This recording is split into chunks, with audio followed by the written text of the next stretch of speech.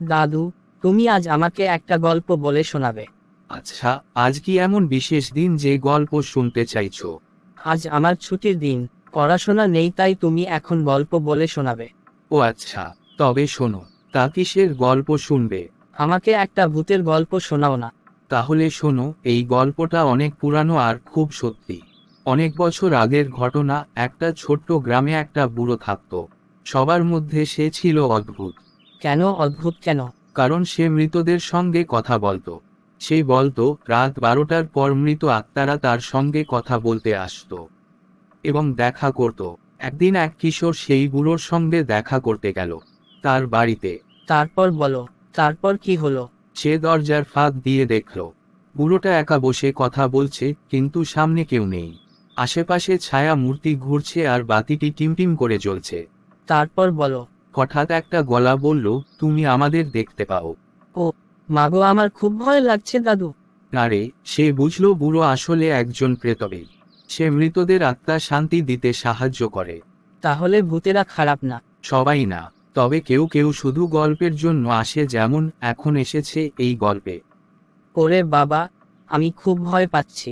তুমি থামো প্লিজ, আমি এখন ঘুমোতে যাচ্ছি। ভূতেরা গল্পের মধ্যে থাকো। দাদু, কালকের গল্পটা কি খুব মজার ছিল, কিন্তু ভাবছিলাম যদি সত্যি সত্যি ভূত থাকতো, তাহলে কি করতিস? তাকে বলতাম চলো একটা সেলফি তুলি। আচ্ছা, তুই কি জানিস এই বাড়িতে একটা রহস্য আছে? কি? এই বাড়িতে আবার কি রহস্য আছে শুনি। চলো বসার ঘরে গিয়ে বলছি। ঠিক আছে চলো। আমাদের চিলেকোঠায় যে পুরানো ঘড়িটা রাখা আছে সেটা কি তুমি জানো? ওই ঘড়িটা দিনের বেলা চলে না। রাত 12টার পর ওটা নিজে থেকেই চলে। কে চালায় ঘড়িটা? ব্যাটারি তো নেই। সেটাই তো রহস্য। কেউ নেই, তবুও সময়ে চলে। যেন অতীতের কেউ এখনো সেই সময় মেনে চলে। আর একটা ঘটনা, ঘড়ির কাচের মধ্যে রাত 12টার পর হঠাৎ কারো ছায়া দেখা যায়। দাদু, তুমি কি কখনো দেখেছো? বহুদিন আগে একবার ঘড়ির কাচের মধ্যে তার চশমা পরা মুখটা দেখেছিলাম। ঘড়িটা শুধু সময় না, স্মৃতিও ধরে রাখে। তাহলে হয়তো ঘড়ির মধ্যে কেউ আছে। আর ঘড়িটা 12টার পর চলতে শুরু করে। কেউ ছুঁয়েও কোনোদিন দেখেনি, সে নিজে থেকেই চলে। 12টা, 1টা, 2টা, এইভাবে ভোর 4টা পর্যন্ত চলে।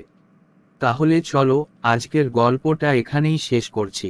দাদু, সত্যি তুমি যা ভূতের গল্পগুলো জানো সেগুলো শুনলেই গা ছমছম করে। তবে কিন্তু আমার শুনতে ভালো লাগে। দাদু, তোমাকে অনেক থ্যাঙ্কস। দাদু ভাই, এরকম গল্প আমার অনেক জানা আছে। তুমি শুনতে চাইলে মাঝে মাঝে তোমাকে শোনাবো।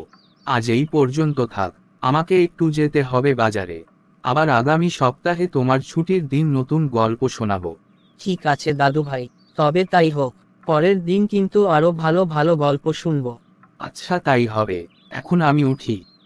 এমন মজার মজার ভিডিও পেতে আমাদের চ্যানেলটি অবশ্যই সাবস্ক্রাইব করবেন এবং বেল আইকনটি প্রেস করতে ভুলবেন না। ধন্যবাদ।